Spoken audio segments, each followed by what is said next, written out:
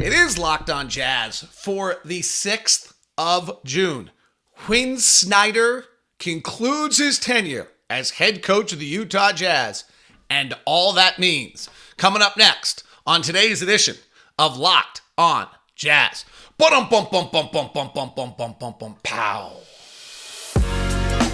You are Locked On Jazz, your daily podcast on the Utah Jazz. Part of the Locked On Podcast Network, your team every day. How are you? I'm David Locke, radio voice of the Utah Jazz, Jazz NBA insider. This is Locked On Jazz, your daily podcast on the Utah Jazz, giving you insight, expertise, geeky numbers, and hopefully making it way better to be a Jazz fan each and every day. Thank you very much for making Locked On Jazz your first listen of the day. And we are free and available anywhere you get podcasts, including YouTube. And we'll have a robust conversation today on the Locked On Jazz YouTube channel. Lots of questions, lots of discussions for all of you to have. Who will be the next head coach of the Jazz? What does it mean for the Utah Jazz? All those. Here's our plan on the show while you're having your side conversation on the comment section in YouTube. First off, why Quin Snyder resigns and what it means for the Utah Jazz. We'll start on the fact that it's a big blow to the Utah Jazz. Not a death blow, but a big blow. Then, he said it, they need a new voice and no path forward. We'll discuss that. And finally, what's next? What's Danny Ainge's plan? What does it mean for Donovan and Rudy? All of that on today's show. Let's start with it's a big blow, but it's not a death blow. And before I totally dig into that, I do think it's important that on a personal level that I share. So I was pretty close with Quin. It's always weird in this business of what you believe a friendship is and what it isn't, but I do believe I had a pretty strong friendship with him. He's just on a quick anecdote, throughout my life, I've always had people tell me, it's exhausting. It's great to be with you, but you're exhausting. And I always just said, yeah, okay, whatever. I didn't really understand what anyone meant. And then I started to go to dinner with Quin, and I would come home exhausted. The effort it takes to try to keep up with that brain, to be on point for those conversations, to be sharp enough to be able to follow the conversation, I was exhausted. If I could give you one word about Quin Snyder, it's authenticity. It's what matters to him. It's what he tried to represent. It's what he wanted the Jazz to represent. It's everything in any conversation that I ever had with him is authenticity. A real truthfulness and honesty to the way things were portrayed. He was not one, if things went down and there was kind of we'll skate around the corner, we'll get through this. He was much more interested in, wait a sec, why wasn't the truth told? Why wasn't there some authenticity to this? That would be the number one thing I would share with you from my time with Quin. On a personal note, he's wildly important to me in my career. Really, probably Locked On more than the Jazz. Just gave me a confidence and a belief in myself, which is what great coaches do. So in that sense, thank you. But I don't think that's what you guys want today. So I did think it was important. I shared that first. I'm minimizing that. Well, for me, it's actually quite mammoth. But let's get to this. It's a big blow because every game the Jazz had an advantage. Quin Snyder is one of the smartest, best basketball coaches in the NBA. The Jazz level of preparation on a night in and night out basis was, I think, close to unprecedented. Tom Thibodeau would come in and see it. Terry Stotts would come in and see it. Other coaches across the league, when they came through the building and you talked to them, the level of preparation and where he took the Jazz from post-Ty Corbin, worst record in the Western Conference, to literally starting Dante Exum because he wasn't Trey Burke and trying to get this team to play right. And they won games simply based on an unbelievable work by that coaching staff. And then they won a playoff series because of it. Players were great, but the practice in Oklahoma City, we'll never forget it. The Jazz had lost game one in OKC, And Quin held a practice between game 1 and 2 that was a masterpiece. Walking around the arena. Do you feel it? Do you feel it? Oklahoma City played a trapping kind of unique defense where they put a lot of pressure on the ball. You felt it now. Now you felt it. Now we react. And just kind of the whole day. And you walked out knowing that he may have just won the playoff series and the Jazz executed it perfectly and did win that playoff series. There was a game on the road early in his tenure. The first time I was like, oh my gosh, this guy's on a different level, where we were playing a team and he was convinced that the entire offense started with an elbow entry pass, the entry pass to the elbow, and then they started their offense. But that if they didn't get the elbow entry pass, they actually had no counters. It sounded almost crazy when he said it that in that shoot around, but he went through the whole shoot around, and the whole shoot around was denying the pass to seemingly an irrelevant player at the elbow. And the Jazz did it that night. This team, I think, scored like 82 points. That's not a right number. Don't go look it up. And they absolutely were stymied. And it was that type of regular season, everyday preparation. When he first built the culture of this organization, it was hour-long shoot-arounds, which is unheard of. It's what Trey Lyles complained about because he was willing to teach and get the players better in exchange lose a game because of the long-term benefit that would come. And as time went on, the shoot-arounds got shorter and the time got shorter and the practices got shorter and less because the team became better and the culture was built. Players knew that they were being put in the best position to win every night.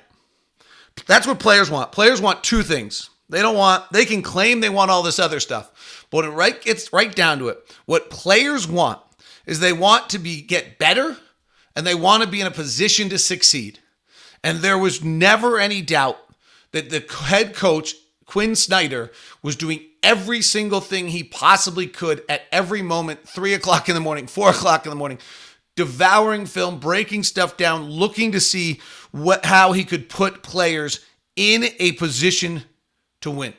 He was deeply committed to his players. The endless conversations, maybe over 8 years too many. And that's why, he said, I couldn't see a path forward and we needed a new voice. I think those are the things that when it gets right down to it, I think there is a Jerry Sloan used to say in this kind of funny way, I don't talk to them, then they don't get tired of me. And there might be something to that after 8 years of, him just, the same level, intensity, exhaustion that I shared, that there is something to that. That's where he talks about needing a new voice. And we'll touch on that a little bit more in depth here in just a second on, what he means by that and why that could come place. He's not perfect. I don't want to misportray that. He's an incredible head coach. He's a brilliant mind. He's, could be an executive on something at any point in time. He, like Morgan Stanley or where, Payne, wherever. Like he could have been an investment banker. He could have been a CEO. He's an amazing leader. There's, I refer to it as the cult of Quin, and I was a member. Like you just got in, you felt something magical, you felt this incredible intelligence and mind and energy to him, and you wanted to be a part of it, and you became smarter every day you were around it, and you learned something every day you were around it. And there was also a frenetic energy to it, like that I think can wear things out or almost create a level of, I don't know what the right word to that is. I'm bouncing between a bunch of different words, and I don't think I have the right one to it. But really, when you got to this, there was a guy who was 100% committed in every sense of every second of every day to making the franchise better, the players better, his fellow coaches better, to developing an awareness. His awareness was unprecedented. And when I say awareness, I mean that he's on one end of the floor and something happens on the other side and he's over there. Hey, you just had your pivot foot in the wrong spot. The level of detail he would go to with Rudy Gobert on picking and angles and how to flip a pick and where to put it, or what, hey, set the pick this way and then come off this foot for your roll. You're a step faster than if you do it another way. The level of detail, we're talking with Donovan or Mike about, hey, wait a sec, when this offense approaches, it's got to come in on this angle to start this, to bring this to this direction over. I mean, it was, and then the awareness of if something on the floor didn't happen in the correct way, he'd pop over and be on it immediately. This is a guy who has left a massive footprint. There's the great line, you come into the world and you leave a footprint. This is a massive footprint on the Utah Jazz. And as I said, it's a big blow. You had an advantage every night, but it's not a death blow. The Jazz have a lot to offer to the next person, and if done hiring right, there's a lot to build on going forward, and we'll continue to touch on that. But why did Quin Snyder think there might be no path forward in the Salt Lake Tribune, or he couldn't find a path forward, or that they needed a new voice? We touch on that as we continue here on this Monday edition of Locked On Jazz. Quin Snyder resigns or concludes his tenure as head coach of the Utah Jazz. Big moment in our franchise history, and we're talking about it here on Locked On Jazz. The show is brought to you today by Murdoch Chevy, located out in Woods Cross and in Linden. When you're thinking Chevy, you're thinking the amazing Silverado truck. You're also thinking the Colorado. The Silverado is what I like to refer to as the lazy boy of big trucks. You're sitting back, you're cruising, it's fabulous, you're rolling.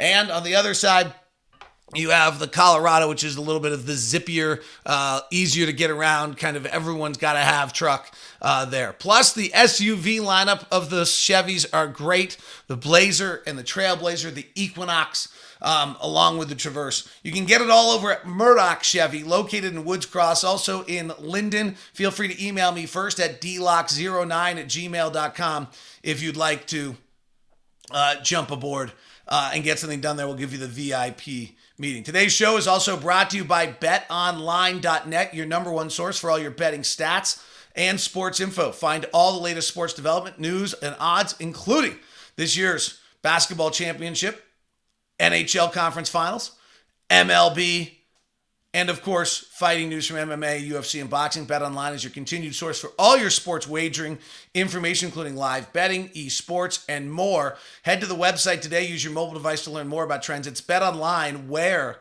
the game starts. Warriors, even the series yesterday. Thank you very much for making Locked On Jazz your first listen of the day. For your second listen today, Locked On NBA Big Board, your draft, getting you ready for the draft. So Quin Snyder said it in the release. We needed a new voice. They needed a new voice. And then in the article with Gordon Monson in the Salt Lake Tribune, I can't see a clear path forward. I alluded to this latter item all week long. If you listen to me on The Zone, if you listen to me here, I just kept saying there were so many things and so many layers to Quin trying to figure out moving forward. And I just was beginning to have a hard time seeing how he was going to be able to find a footing and a foundation that was going to make him comfortable to move forward. And the other thing I said, that there were two scenarios that had me most concerned. One is, and still a concern, is that this team's been overachieving by 5 to 7 games every year because Quin's preparation and his staff's preparation was so good that they were winning regular season games they shouldn't win. And then when they got to the playoffs, they got exposed, and it wasn't actually a fault of theirs. It was that they'd overachieved you can decide whether you buy that or not. Time will tell. The other concern I had, though, and when I said it, I said on the show, but I can't imagine Quin ever doing this, was Quin moving forward because he was scared to step away because he didn't want to give it up. Like, once you give it up, you give it up permanently. I mean, he says in the Gordon Monson article, he's feeling, great sadness and he's very emotional. It'll be interesting to see in the press conference today how he reacts. Because the authenticity I talked about earlier. And I didn't think, because of the authenticity, I didn't think Quin would do this, which is that he gets in because he doesn't want to leave it. He doesn't want to stop. I mean, this is an 8-year building. This guy built the culture, built the feel, the atmosphere, everything about it. For 8 years, he built this. Now Ryan's come in and added his culture, and it's evolving and all sorts of good things. And you have that was yours, and you built it. And I mean, he really, truly, in his heart of hearts, this was his masterpiece. And he's involved in every step of it, from Anthony the chef to how the weight room looks, to where the placement of this is, to how people's walking pattern is when they come in the building, to all these different elements of like the level of detail that he put into coaching. He also put into every experience a player had. So to step away from that's a mammothly difficult thing. And so my other concern was that, you keep going without your full voice, but that's not who Quin was. Or is. And that's what's clear here, is that he couldn't find that path forward. He couldn't find that bearing. He couldn't find that ground. And then he was honest that there was just so much noise, both internally and externally this last year. And so many distractions and so many new layers internally and externally that he just didn't have their voice. We heard it. If you listen to him in the press conferences for the last month of the season, you could hear him asking his players, begging his players. There was one press conference where I felt like he actually literally gave out the game plan for the team of what it was, almost in the pregame, to say to everyone, like, here's what I've asked them to do. We'll see if they do it. That was the feeling I had on one of the press conferences. I think it was a game that we won. Might have been Dallas game 3. But it was just a strange press conference in that, like, the amount he was revealing before him. There were multiple press conferences late in the year where you could feel this. He went out of his way to thank the fans on multiple occasions in the last month of the season, which told me that there was like a feeling that if I don't do it now, I might not get to do it. And that, I think, is a coach in the process going, they're not hearing me right now. They are not feeling me right now. They are not reacting to me. There is not an appreciation for what we're doing right now. There's a desire to do something else. There's a desire to run it their own way. There's a desire to have their own plays. There's a desire to have their own approach differently than what he had been giving them for all these years. And I think you could feel that if you were paying attention in the press conferences as the year kind of wrapped up. And I just think it evolves, right? There's 8 years is a long, long time. I said last week, I almost had a feeling that, if Quin was a professor, you'd let him take a year sabbatical and then let him come back and build and run the program and run the department.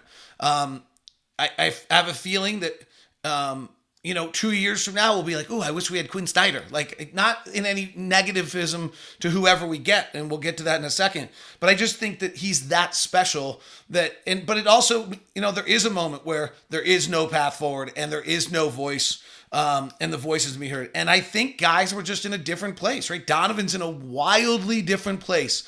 Rising superstar, Adidas spokesperson. What does it mean to be a 3-time All-Star? Where is he going in his career? Than he was when he was an uncertain rookie who Quin carried through.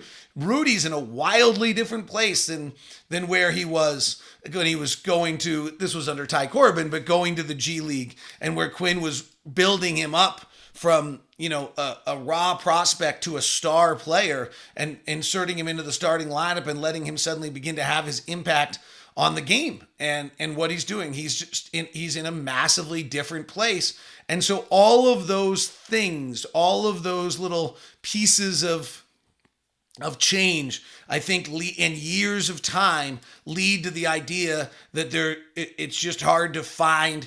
From Quin's standpoint, the no path forward to me is I not only was I not certain that my voice was resonating, but I actually couldn't find the script by which I got my voice to resonate with them anymore. And then that's where, Quin goes back to the first thing I shared with you about authenticity. If he can't do it the way he wants to do it and the way he believes is right and what he sees as success, he's not going to do it.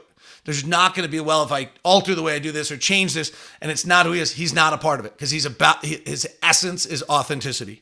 And so that's where when he says there's a new voice is needed and he couldn't find a path forward, they're interrelated and they're how we got here today. So now what's next? What does this mean for Donovan Mitchell and Rudy Gobert? Does it actually mean they're more likely to come back? And what is Danny Ainge going to do with this hire? We look at those things as we continue. Quin Snyder concludes his tenure as head coach of the Utah Jazz. Thanks very much for making Locked On Jazz your first listen of the day. You've probably heard me tell you already a few times, but we have a listener survey out there, so I have an important favor to ask. We can learn more about our listeners like you and make your favorite Locked On podcasts even better. This is your opportunity to tell us what you don't like about Locked On Podcast. Go to lockedonpodcast.com/survey right now to get started. It won't take very long, and everyone that completes a survey can qualify for a chance to win one of 10 $100 Ticketmaster gift cards. To take our audience survey, go to lockedonpodcasts.com/survey. Thanks. I appreciate it. You guys have built this network. For all of you who've been part of Locked On Jazz the whole time, you've built this network, and we're letting you have a chance to have another input on it. So let's start with Danny Ainge. Danny Ainge has hired two coaches. He fired Jim O'Brien shortly after becoming the head man in Boston. And then his next thing he did was hire Doc Rivers. He hired Doc Rivers after Doc Rivers had spent 5 years in Orlando. He had gone 41-41, 43-39, 44-38, 42-40, and 1-10. And yet, Danny Ainge, with no time off in between, went and hired Doc Rivers. Talk about conviction. It's pretty interesting, right? We think of Doc now, he's been ranked as one of the top 10 coaches or 20 coaches or whatever it was of all time. But he had been coach of the year his rookie year when Orlando went 41-41. And then they go 1-10. He gets fired 11 games into the season. And the next year, Danny Ainge basically hires Doc Rivers, and he's the head coach in Boston for the next 9 seasons. The other hire Danny Ainge made was Brad Stevens.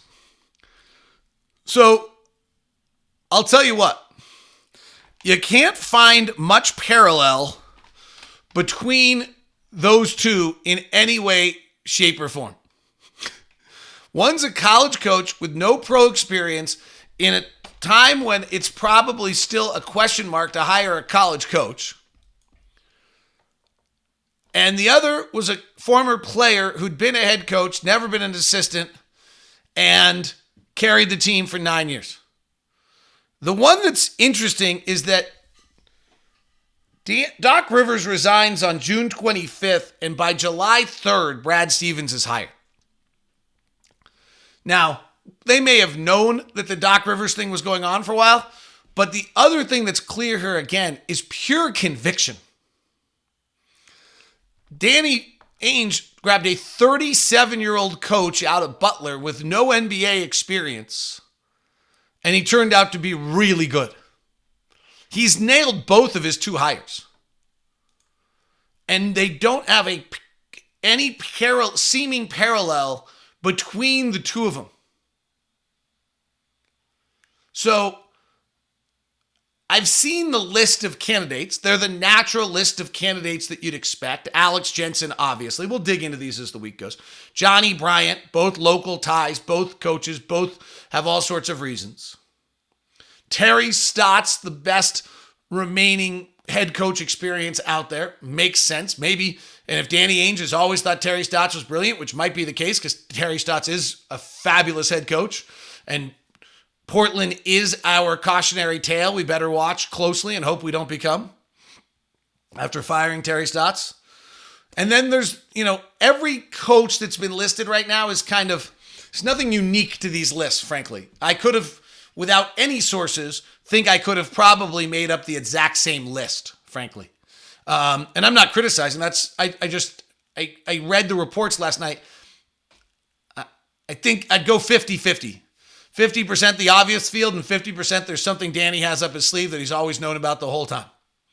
That there's, someone he's always admired and looked at and seen and thought was really good. I don't know if there's a style of coach. Quinn was obviously an intellect, a preparation, We're going to be smarter and execute better. There is this school of thought that your next head coach is a play hard guy. Just play hard. That was what Monty Williams and Nate McMillan were thought of. That's probably selling Monty Williams and Nate McMillan short, frankly. But that's how they were portrayed at one point in time. Probably 25 years ago now, Danny Ainge once said to me, you either can be like super creative or a great motivator, but you're probably not both as a head coach. And remember, Danny's done all of these jobs, which leads to, I think, a unique perspective on what it takes to do these jobs. And really, we couldn't ask for, this is where it's a big blow, but it's not a death blow because you have a lot to offer. You have one of the greatest team building, general managers, presidents, whatever Danny's title is, in league history. He's built 2 NBA Finals teams. You have an owner that is committed to spending more than the luxury tax, going into the luxury tax and showing he's willing to do whatever it needs to win. You have 2 of the top 20 players in the league. And you have an opportunity to be a fresh voice on a team that's heard the same voice for 8 years. With a president of basketball in Danny Ainge, who's had 2 coaches, both of which spent 8 seasons with him, in a franchise that's only had 4 or 5 head coaches in history, Tom Nasalki, Frank Layden, Jerry Sloan, Ty Corbin, Quin Snyder. Like, you have a organization that has, in a franchise, has shown continuity. So there's a ton to offer. And that's why this is not a death blow. But it's a big blow. You've lost one of the best coaches in the league, and now you've got to go higher, and you have the opportunity to do so because you have Danny Ainge, Ryan Smith, franchise history, 2 of the top 20 players in the league. You have the opportunity to hire another great coach. So the names are there. We'll dig into them. Will Hardy's a name. He's he's Boston's assistant. Was with San Antonio for a long time. He will probably be this, he's the logically deduced Popovichian tree candidate. You have the former head coach, Terry Stotts. You have the local assistant ties in Alex Jensen and Johnny Bryant. You've got the assistant out of Phoenix and Milwaukee, Charles Lee, Kevin Young. Young's interesting because he's got some G League head coaching experience, and he's been with Phoenix the last 2 years. And Charles Lee has been in Milwaukee, which is Budenholzer, which could be Popovichian, if you look at it that way. These are all the very logically deduced candidates, and maybe that's the right choice. Maybe there's nothing tricky about it. But I have a feeling, since Danny Ainge in 2 hires has not necessarily followed a single thing that was traditional in either of them in who he hired, that the chances are as good that the candidate's not on that list as it is on that list. And that there's somebody out there that Danny's watched, followed, been impressed by, aware of, and wants to get going. I mean, I don't know, but former NBA player Mark Pope's done a hell of a job at BYU, so who knows? I think that's like, maybe he knows something there. I mean, Mark Pope seems like a really, really special dude. And maybe that's actually where the answer is. And he'd be great. He doesn't have a lot of NBA experience, but he has college experience. Maybe I joked the other day that there's a Doc Rivers for Quin Snyder trade between Philadelphia and Utah. Doubt it. Kenny Atkinson was a very good head coach who supposedly is going to Charlotte, but does that suddenly, slip really quickly? And that doesn't happen along the way. So I think, we'll watch it and we'll break it down continually. The final one here that's interesting is back to Quin Snyder's comment of couldn't find the path forward. Is there a new path forward for Donovan and Rudy together with a new head coach? I've said the whole time that what had to happen for the Jazz offseason was they had to walk into the building in September, at the end of September, early October, and have a feeling of newness. That either the amount of player turnover or whatever was taking place, there had to be a feeling of newness to this and a new opportunity and a new chance and a new belief. Well, that has happened.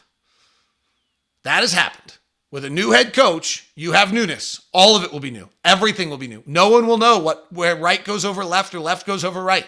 And we probably will have a little bit like the Celtics did of a 30-game struggle this year under a new head coach. And maybe that newness makes Donovan and Rudy say, all right, we've had our losses and our scars together, but let's see what this person can do for us. Let's see what this person can create for us as an opportunity together, and whether or not maybe a different voice and a different path forward can lead us somewhere together that we weren't going before. I think there's a chance you could make the argument that the Quin turnover and a new voice and a new path forward increases the opportunity for Donovan and Rudy to find the mix together of how they win together and move this franchise forward. All right, that is Locked On Jazz today. We obviously have a lot to unpack. We come to you every single day during the week. We'll be talking about what makes a great head coach, what our head coaching candidates are. We'll look at that. We'll continue to look at other people's rosters. We'll continue to try to do player breakdowns, but a crazy offseason has started, begun, and is underway, and we will continue to break it all down for you here on Locked On Jazz. Thanks for all the comments on the YouTube section as the show's been going on. That's a great part of our community. Thanks for answering our poll questions, and thanks for listening on our regular, good old-fashioned podcast app, wherever that might be. Right now, make your second listen of the day Locked On NBA Big Board.